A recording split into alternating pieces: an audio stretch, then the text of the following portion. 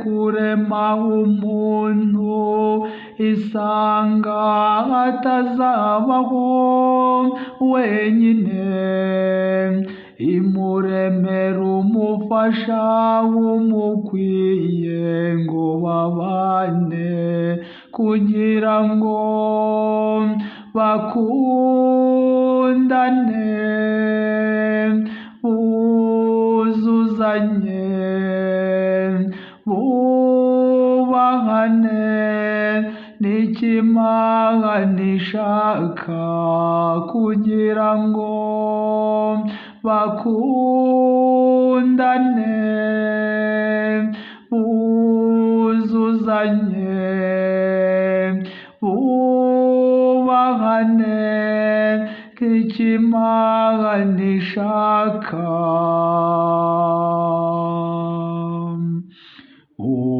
Umugore yavuye mu rubavu rw'umugabo we, nk'uko Imana imaze kurema Adamu yamusinzirije mu rubavu rwe, imuremeramo umufasha umukwiye.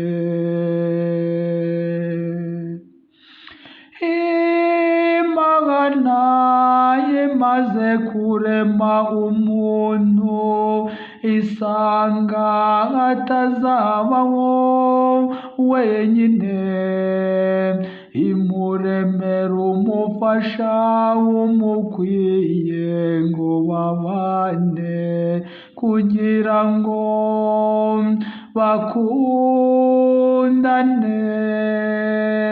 buzuzanye, bubahane n'Imana ishaka kugira ngo bakundane,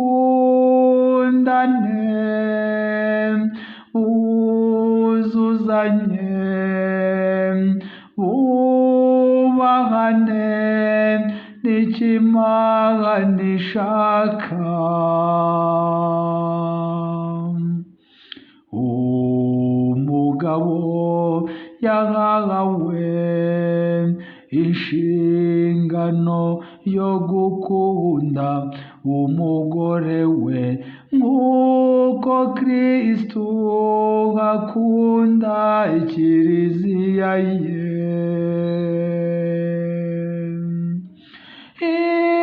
Imana imaze kurema umuntu isanga atazabaho wenyine, imuremera umufasha umukwiye ngo babane kugira ngo bakundane,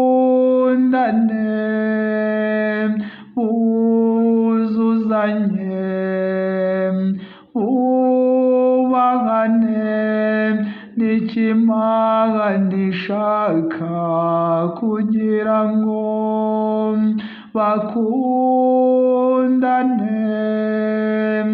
buzuzanye, bubahane n'Imana ishaka.